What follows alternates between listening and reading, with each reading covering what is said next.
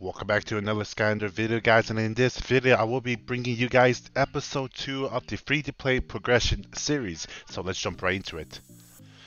So in just 4 days, guys, I was able to 3-star clear C4 with this current team. I'm using Ambush, Rollerball, Stealth Elf, and Flash Wing. Please take note that my Ambush was actually a 5-star and my Rollerball only had 2 Super Boosts, alright? So general idea was I needed to gain as much stats as possible because I wasn't able to get the additional stats from the Super Boost stats that you gain from Super Boosting your Skylanders. I wasn't using my free-to-play gems to summon. I wasn't using my Super Boost keys to Super Boost my rare, heroic, or legendary Skylanders. So in order to make up the difference, I had to farm out C3 and I had to farm 3-star heroic gear in order to maximize my stats in order to get into C4 and fully auto it. As you can see here, I plus 15 all of my attack here. So here's my ambush, here's my rollerball, all plus 15 attacks. Here's my stealth all plus 15 attack. Here's my flash ring. I even plus 15 flash rings attack as well. And in terms of like the HP and defense gear, I just plus 9 them because I was doing enough damage at a plus 15 on main attack equipment. And I was very lucky to pull 3 rollerballs to get rollerballs super boosted because I was able to unlock this slot. This slot is the main reason why I'm able to complete it, because with that slot I was able to land diminish and poison more during the trash waves in order to get that 20 turn or that 3-star clear. So I was very lucky. If I didn't get this unit super boosted, I would have had to, I'm pretty sure I would have had to 6-star at least one unit before I can clear and see or 3-star cleared. So I was very fortunate with that. But in terms of progression, guys, besides all that, I just did the last boss stage that I could, and the main reason is because I needed to farm these evolution splendors. I needed these to evolve my units from 1-star to 2-star all the way to 5-star, and by the time I was done with that, at the end of the 4th day, I had all of my units 5-star, and most of them were 3-star awakened already.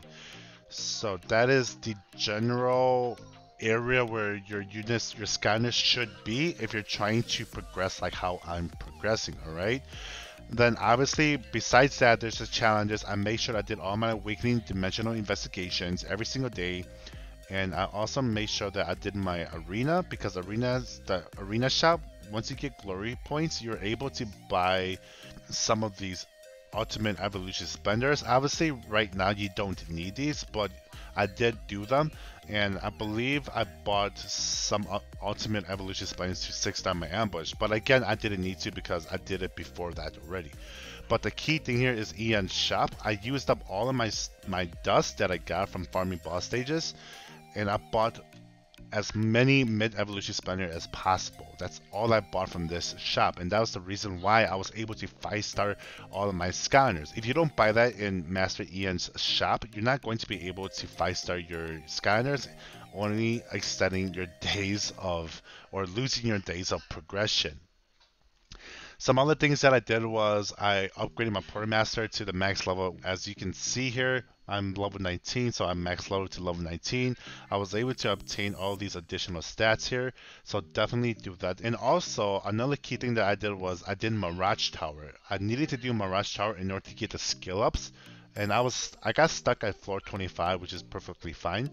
I needed the skill ups in order to skill up my Skylanders that I currently have. So as you can see here, I have my stuff of skilled up 2 times on each skill.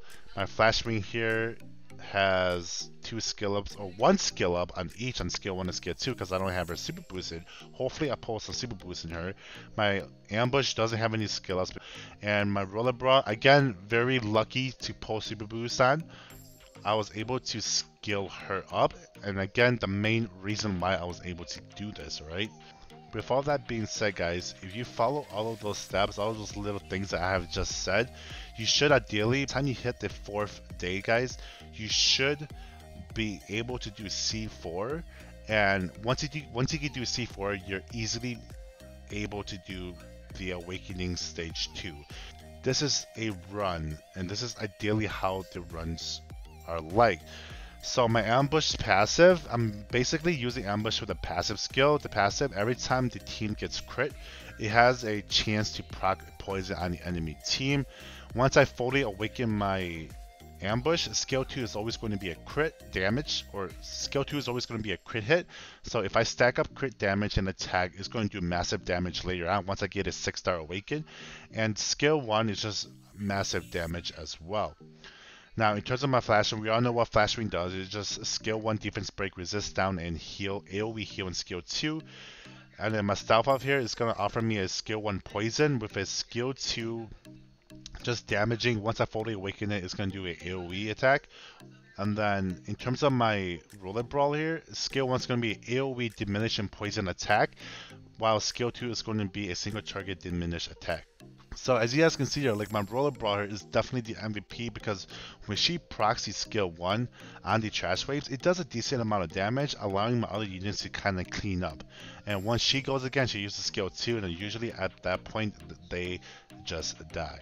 So yeah, so you can see that that was some insane damage. So once we get to the boss stage here, guys, I just target the boss and I just let the poison do its job. So as you can see there, he did crit my whole team, but I didn't proc anything at all. That was very unfortunate. It's only an 80% proc rate, but maybe I was just really unlucky or I got resisted, right? And from here on out, guys, it's just landing poisons, doing damage. Ambush is passive is proccing, and then it's going to eventually kill the boss. So that is the general idea of how I was able to do C4 in just 4 days, guys.